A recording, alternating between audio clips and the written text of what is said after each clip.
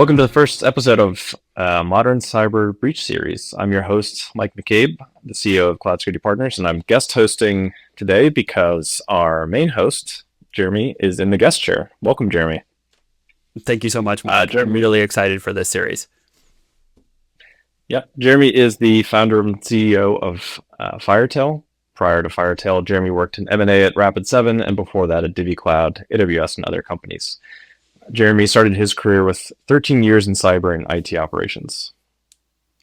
Indeed, it's been a ride. Today, we're going to talk about some of your experience with some breaches that you went through.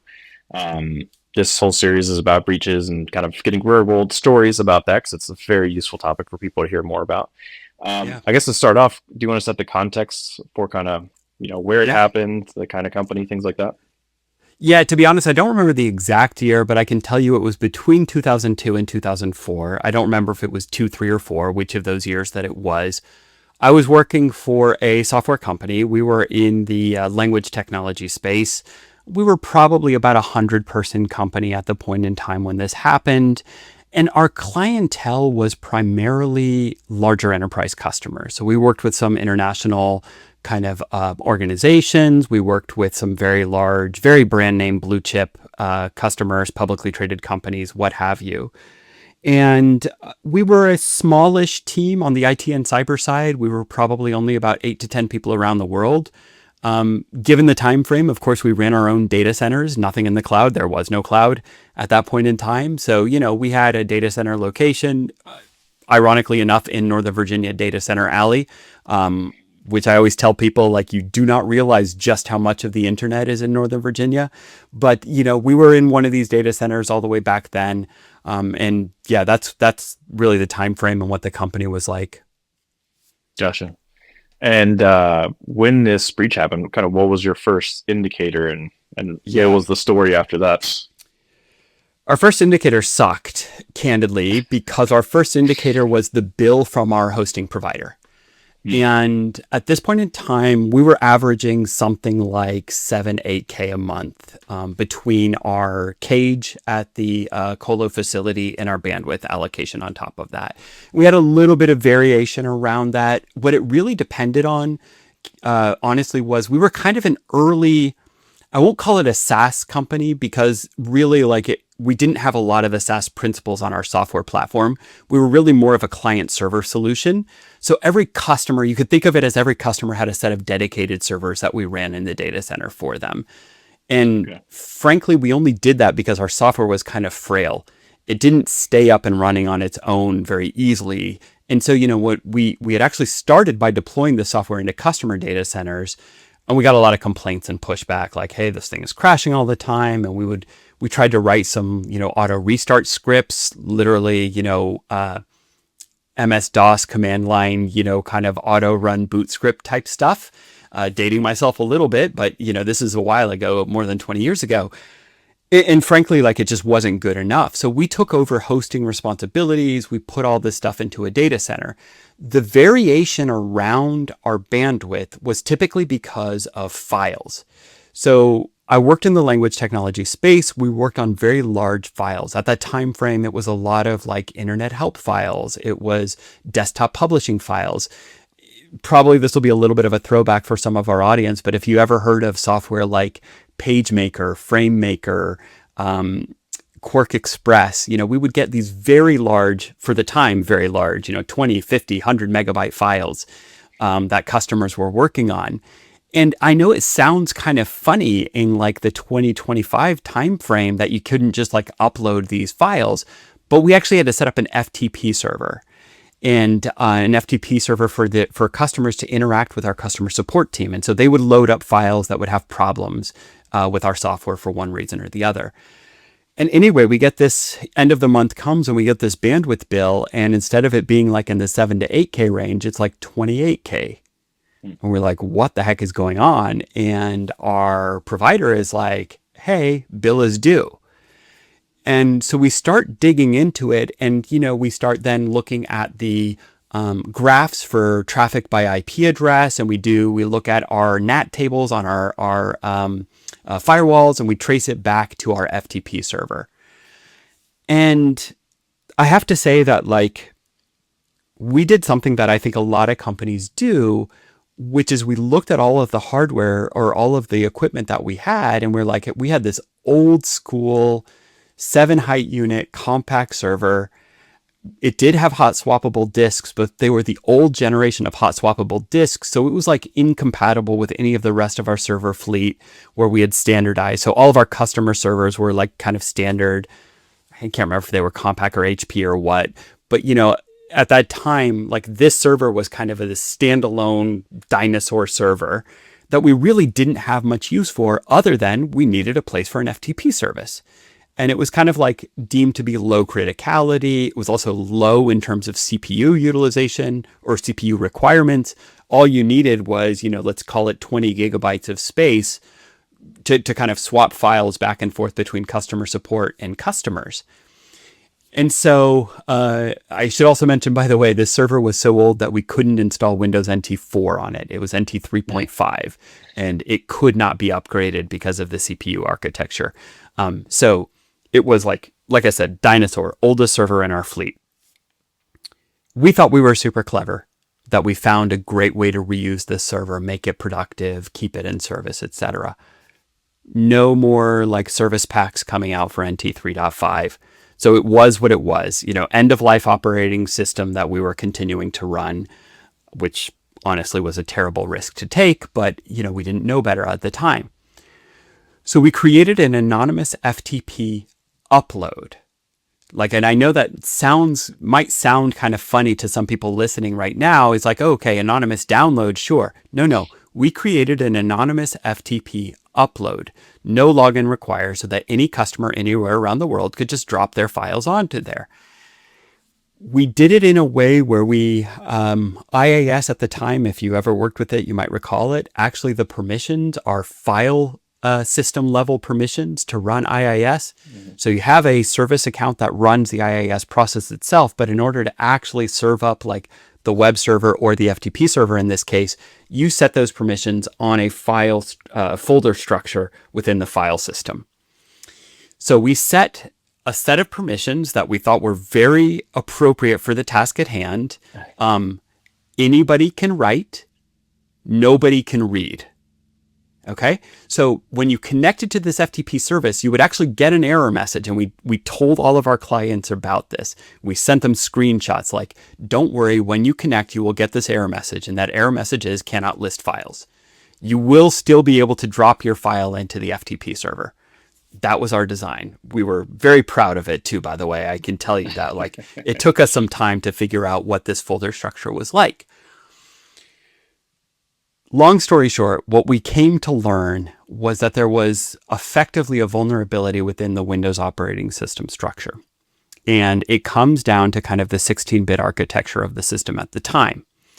You might remember that conventions around files and file names at that time, 8.3, if you've ever heard that phrase, you know, file names were typically no more than 8 characters with a 3-character extension on the file. And then kind of a limit of 256 characters in a path. And that is like a directory folder, you know, C:/Windows/IIS/ blah, blah, blah, blah, blah, and so on down the line. Turns out that is not hard enforced. So you can create subfolder after subfolder after subfolder after subfolder. And you could do that with our anonymous write capability. And it broke the permission system. So the permissions are no longer enforced after that 256 character limit. So what ended up happening to our server is some people found it. They just created a series of subfolders, all named hyphen. So you would just see a folder name dash, subfolder dash, subfolder dash, repeat 250 however many times. And then somebody uploaded a bunch of pornographic video content onto our server. And that is how we actually found out about it. It was the bandwidth of all the downloads. Upload was free. Upload was kind of included in our colo bill, but download is what we paid for. And so, you know, I don't remember how many hundreds of gigabytes that translated to at the time, but we became the unwitting host of a porn server. That's a good story. That's a good story. It, Uh, it didn't feel great at the time, I can tell you. Like in hindsight, it's kind of funny to look back on, but it wasn't great. no, I'm sure. Yeah, that's that does feel like a little bit of a throwback to the more fun and innocent times of hacking, but I can see from a business perspective, it's not great. Yeah. So back then, things were a little bit different. Not cloud Yeah, sure. APIs, not Yeah, the yeah. same kind of logging we have now. Kind of, Yeah. what was your next steps after you kind of discover what was going on? Yeah. Uh, I mean, obviously, once we got the bill and we mapped it back to the server, our first steps were to log into the server, pull system logs, pull access logs off of IIS, Internet Information Service, I think is what IIS stands for. I'm not 100% sure about that anymore. But that was really what we saw. And kind of as I said, it was just hundreds of gigabytes of download. So we saw requests coming from all over the place, IP addresses from all across the country. So it was hard to attribute it to any one actor. And in fact, even on the upload side, it maps back to some, dynamic IP address of somebody's cable modem or DSL home connection at that point, who created all of this nonsense and then uploaded the original content. So it's really hard to kind of like go after somebody. I suppose we probably could have pursued law enforcement, Hmm. but those were our first steps, is like, get on the server, pull all the logs. In our case, thankfully, one server, one set of logs to go look at, not like, other breaches that I've heard about from people where you're talking about like multi-system chained access. That gets really hard to trace, right? So thankfully, pretty easy to track down, very easy to find the offending folder structure. Turned out, by the way, hard to get rid of the offending folder structure, because it broke the permission system again. Trying to actually delete that path and all of this subdirectories and all of the content would just like fail again and again. We tried it inside Windows. We tried it from the DOS command line. Both steps failed.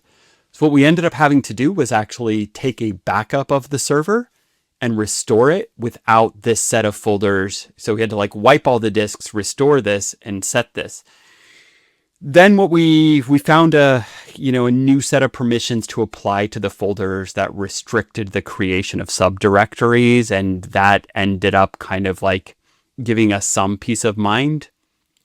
But also, like, honestly, we weren't monitoring IIS log files, and in fact, we had been rotating them on a regular basis. I think we had an automatic 7-day overwrite because otherwise they get big and they fill up a disk. And if you've been around for a while, that used to be a very, very real Yeah, problem. And that used to be the kind of like 2 a.m. drive to the data center, because your pager went off kind of thing that like nobody wanted to do. So it was a super common thing to do, was to overwrite your log files. yeah, yeah, for sure. Interesting. So, what were kind of the lessons learned for you in your career based on this experience? I mean, definitely the importance of logging and the importance of Yeah. actually doing something with your logs. Prior to that, that very same company, I'd been at that company for like 5, 6 years at that point, and we had basic logging turned on everywhere. Nobody ever did anything with it. Nobody ever looked at it. Nobody ever reviewed the logs. So building in some kind of a regular log review process was pretty important. File system backups, if we hadn't been able to take a backup from before the breach and then restore it without the kind of infected, I use infected in kind of air quotes Hmm. there, because it wasn't really a virus or a malware infection. It was literally, just kind of a set of files that broke a Windows permission system. But if we hadn't had the backups, I think, we would have been and we probably would have been in reformatting the whole server and trying to set the whole thing up from scratch mode. Um, I would also say, looking back on it, like, do not use end of life systems, especially not for Yeah. anything mission critical. You want to use it for an internal test dev server. Like, I get it. That's fine. I think, as long as you've got good, let's call it good network segmentation, and protect it and make sure it's not on the internet.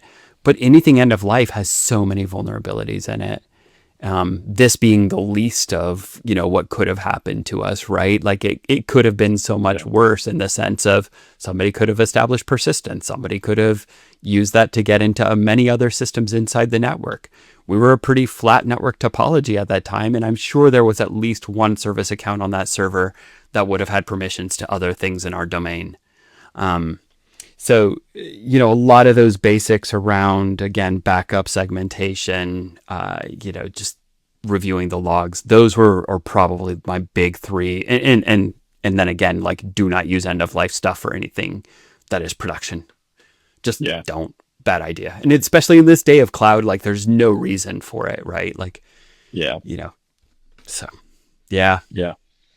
Yeah, good lessons to learn for sure. Definitely the basics will always maybe not save you, but definitely help protect you. So always good Yeah. to do those for sure. Yeah. Yeah. Cool.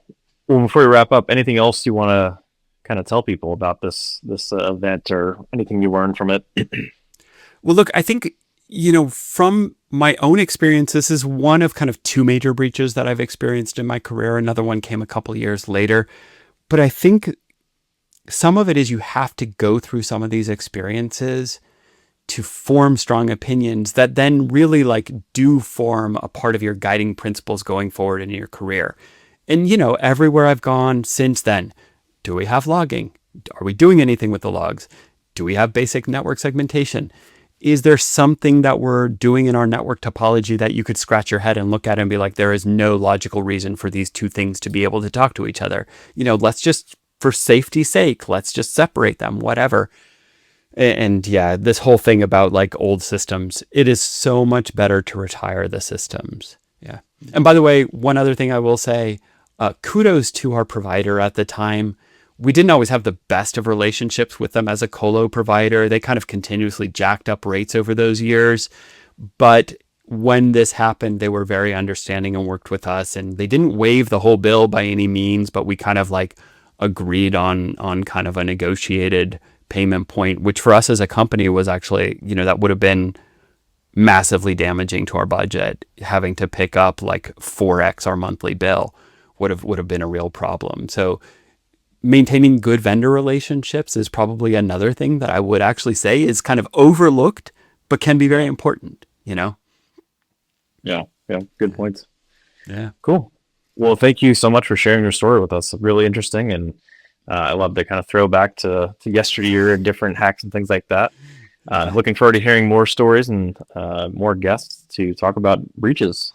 Awesome. Thank you so much for hosting today's episode, Mike.